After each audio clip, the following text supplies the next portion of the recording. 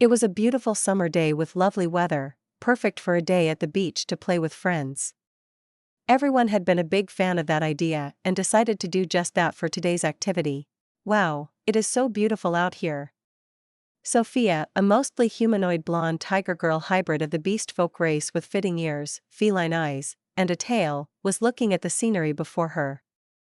It was a picture-perfect beach with almost pure white sand, beautiful palm trees, crystal clear water, next to no clouds in the sky, and just about everything else one could ask for. Fitting for the occasion, she wore a light yellow bikini with a somewhat revealing top, which managed to go well with her medium build and flattered it exceptionally well. On top of that, she also decided to opt for hot pants over her bikini bottom to add a bit of a twist to it. It really is. Maya, a white-haired cat girl, which was styled into a big, braided ponytail over her shoulder, appeared behind the tiger. Just like the blonde, she was a feline hybrid of the beast folk, only that she was part cat with ears and a tail in the same snow-white color as her hair. Cat-like eyes and fangs could also be found on her. I would even go as far as calling it breathtaking. She wore a mostly white bikini with dark red highlights, and her bottoms were designed to look like two different sets combined. A whiter white one over a smaller, more suggestive dark red one. Are you talking about the beach or your girlfriend on which your eyes are obviously glued onto? Ari, a black-haired jaguar hybrid of the same general feline beast folk race, slowly shook her head after noticing how shamelessly the cat girl was staring at Sophia's mostly bare backside from behind. Yes. Maya had no intention of settling for one or the other. The jaguar with the yellowish golden rosette pattern shimmering through her black hair and tail let out a short sigh. You really never change, huh? She seemed used to her antics. Well, she does look quite nice from behind, so there's little I can blame you for. Ari, too, was able to appreciate a nice back. Her rather thick and bushy tail, for a feline, also started swishing from side to side during her observation. Ari, too, wore a two-tone bikini that looked like a combination of two different styles over each other. Still, the cut was a little less revealing, and the main color was black, with the secondary color being a darker orange for accent. Thank you very much. The blonde in question turned around and smiled at her as she was happy about the compliment. Right back at you, too. Very nice to look at. As usual, you two get along slightly too well. Anna, another tiger girl with the same animal parts as Sophia, just with a darker orange color scheme rather than blonde, joined the conversation. Her humanoid features were rather different, though, as she was roughly 20 centimeters taller and quite a bit more developed in other areas, as well. Ari's mine. You're still that hung up on it? Maya smiled at her. There's really no need for that anymore, is there? Not after everything that happened. Anyway, speaking about nice to look at, her eyes started wandering on the tall orange tiger and her black bikini that had a hint of a very dark orange to it. More than the bikini, the cat girl paid extra attention to the parts it didn't cover, though. She especially liked how her bikini top seemed to be not getting paid enough to do its job. Thank you very much. What's that supposed to mean? Anna instinctively covered her chest with her arms. I agree. Thank you very much. Steph walked over to the cat girl and nodded a few times. Contrary to the other three felines, she had a few features of a dog. A very fluffy tail, similar to a husky, and ears that were a mix between a husky and a Shiba, with one of them being kinked. Her color scheme was quite different from the norm, though. Her short hair was violet, with some strands having white tips, while the insides around her neck were a little darker. Her fluffy tail was similarly colored, only with the whole underside being white. She was a little shorter than the blonde tiger, and her other sizes were also on the more modest side of things. The girl's bikini resembled that a lot, as well. It was rather playful and could be described as cute rather than revealing. A mixture of pink, violet, white, and lots of frills. Why did you get to wear such a cute bikini but made me wear this?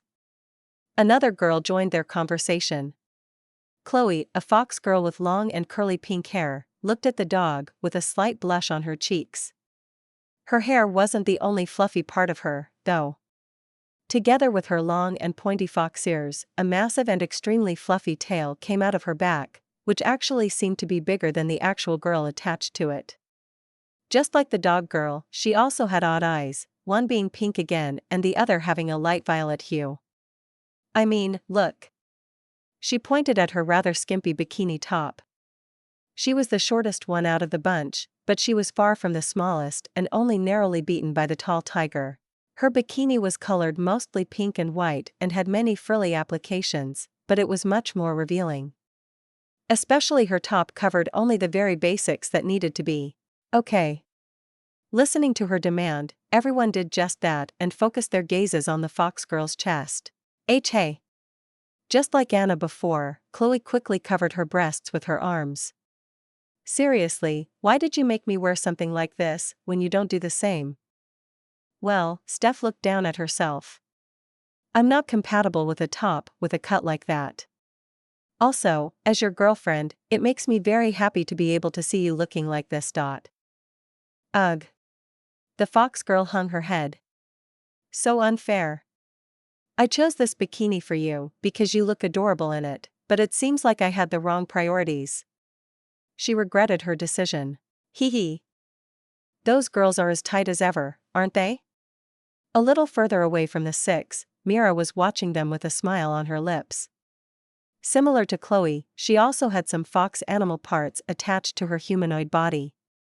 She was a bit of a special case, though. Contrary to everyone else, she had 9 individual tails. Her hair, ears, and tails were mostly white, but she had many teal accents, like strands of her hair, or the tips of her ears and tails. Her level of fluffiness, thanks to her tails, was on a completely different level. She was wearing a mostly teal bikini with a couple of white accents and a few flower applications. She had combined the bikini with a white sarong wrapped around her hips and legs, and a straw hat on her head that came with holes for her ears. Is tight really the right word here, though? Next to the 9-tailed fox, a speaking real or full fox with the name of Phaonis, or Fae, looked back at her. She was much larger than a normal fox, though, her shoulder height almost reaching Myra's hips.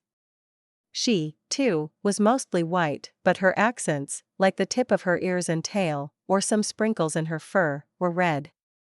She also only had one tail, which was quite similar in size to Chloe's, maybe slightly bigger and at least as fluffy. As tight does not equal one solid entity, it certainly is not the right word if you ask me. Fan, who resembled a full animal like Faye, replied to her. Other than her, he was a darker gray wolf with a few brown accents in his fur. He was a bit bigger than the fox, too. Sitting on his hind legs, he was roughly at the same eye level as Mira next to them. I would say it's somewhere in between. Fan wasn't the only full wolf around. Another one, a female wolf, was sitting right next to him. Her size was similar, but she was much lighter colored. Her fur was a mix of mostly white and grayish-blue with some darker spots here and there. Okay, that admittedly depends on their mood for the day. Sometimes it's closer to one, and on other days, Fen has a point. Hey! Sophia glared at the four from afar. We can hear you. So? The male wolf tilted his head. Come here and say it to my face if you think your group dynamic is straightforward and easy to explain. Nothing about me is straightforward. The blonde raised her voice. Especially the straight part. Thank you very much for confirming my claim. She got a little embarrassed after noticing she had walked right into that. Heh. Anyway, enough of that.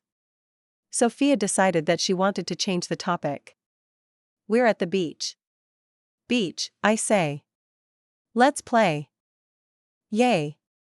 Steph, Chloe, and Anna, heartily and loudly, agreed with her plan.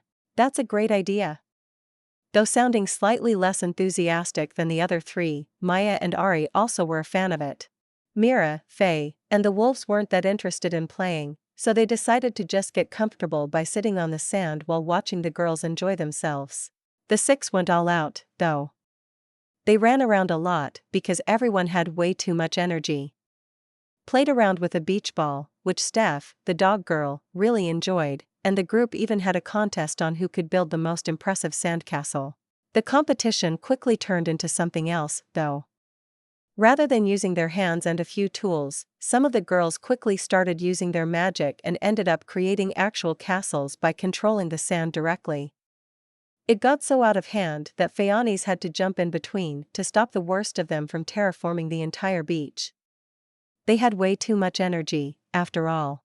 Once their innocent building activity was so rudely interrupted, Sophia, Steph, Chloe, and Anna pouted for a little while, but Ari and Maya talked them into going for a swim instead to cool down. They were at the beach, so a dip in the sea was obligatory. Which was a mistake. Everything started out rather peacefully. They relaxed a little by trying to float on the water and simply wafted around, though a few of them had more success than others for some reason. After a little while, the sisters, who didn't look like they would be, Sophia and Steph, got playful again. Contrary to their looks, their relationship definitely matched that of siblings, after all. In the beginning, the two were just harmlessly splashing each other with water, which quickly escalated once they started using magic to control the water around them. At first, there were some waves that started getting bigger and bigger, but it soon enough began to look like a storm was forming in the sea. The little sister, Steph, liked the idea of that very much, and losing against her older sister wasn't an option, either. Because of that, she felt like trying to recreate a tsunami would be a fun idea. Faye thought otherwise. Having to intervene and keep them from destroying the place again, she decided for a less gentle approach this time. She decided that playtime in the water was over. Unfortunately, she could also use magic, and her control over it was excellent. "Calm down already, idiot." Saying so, the fox looked at the violet dog girl before catapulting her out of the sea by changing the water around Steph into a whirlpool, which then shot her to the beach. Oh ouch! Landing face first in the sand, she first rubbed her bruised nose a little before glancing at Faye. There was no need to overdo it that much. Oi. The fox's voice changed. "That is the last thing I want to hear from you. I am very sorry." She immediately backed down. That was amazing. The other girls had also left the water, on their own accord, and Chloe looked at the violet dog with sparkling eyes. "Don't encourage her behavior." The full fox faced the pink one. "I want to, though." Chloe's expression turned into a pout when she looked back at her. Faye wasn't sure how to reply to that. "Since when has your magic gotten so strong?" Sophia walked up to her little sister while tilting her head. "You've gotten quite good at your control, but not to that degree. You almost had a chance of getting slightly close to my power. I was totally beating you before the referee ended the game." Steph didn't agree with her assessment of the situation. Debatable. The blonde smiled at her. "Still, where did that boost in power come from?" "That would be because of me." Mira joined the conversation. "Or rather, the place we're in right now. Don't challenge Steph to a magic duel when we are in my domain. This is my place, filled with magic attuned to me. The same magic your sister uses, too. Her authority inside my domain, the one I rule over, is many times higher than usual. Come at me, sis. Steph smirked at her. "So unfair." Sophia started pouting instead. "I want a beach in my dimension, too. No one's stopping you from getting one." The teal fox gave her a thumbs up. "Seriously?" Her eyes grew wide. "How do I do that?" "Well, you need a substantial amount of basic materials, like water, soil, plants, and the like, in your domain. You know, to use as a starting point and reference for magic. Afterward, it's all a question of your imagination." "Oh. You could also borrow places from the world." Mira added another example. "Like, if we visit a nice beach that tickles your fancy, you could literally copy it to your domain." Seriously?" The tiger got loud. "You mean that I can go around and recreate the best places of the world inside my own dimension?" "Yup." The many-tailed fox nodded. "This beach here is a replica of a place that I loved, too. That's so amazing." She got even more excited. "Let's go." Let's go exploring the world immediately. I want to see all the interesting places and copy them. I want my domain to be the most amazing one that ever existed. Are you for real right now? The atmosphere around Steph and Chloe suddenly changed before the dog girl glared at her sister. The two of us have been bugging you to go exploring for months already. You're the one who couldn't be asked to leave your house because your stupid cat brain couldn't deal with the cold and the snow. She sounded slightly upset. Well, it was cold. It's not like that was my fault. There were many solutions and workarounds for that, though. Steph's glare intensified. You can literally use magic to warm up your surroundings. It still would have looked cold, though. That's enough for my tiger brain to become uncooperative. Just like here, my domain will be permanently summer even if the outside is not, too. You're insufferable, she let out a sigh in response. You should be well aware of that by now. Huh. Mira, Steph faced the fox. With the extra magic power from being inside your domain, it means that I'm currently stronger than my sister, right? Do you have an Arctic-like region around here? I think I want to persuade my dear tiger to get used to the cold. Oh, that sounds fun. Chloe seemed to like the idea. Just like Steph, I, too, am quite fond of the cold, after all. There is no need to go to such extreme measures. Sophia started panicking. I am deeply sorry for everything. Why yeah. The other three cats, Ari, Anna, and Maya, also turned pale. We're all friends, right? That means we should forgive each other. You're just saying that because you lot were just as useless during the winter as her. The dog girl wasn't in the mood to forgive. How many times were all of you just huddled up in front of the fireplace without moving a muscle? All the time. They went silent again. It's not like you and Chloe didn't join them a lot there, though. Faye, once again, was the one to defuse the situation. The two had nothing to add. Afterward, once the topic was over, the group finally returned to enjoying the beach. They played a bit more, relaxed on the beach chairs, and had some ice cream, for which Sophia was teased a lot after the previous topic. Everyone just had a great time with each other.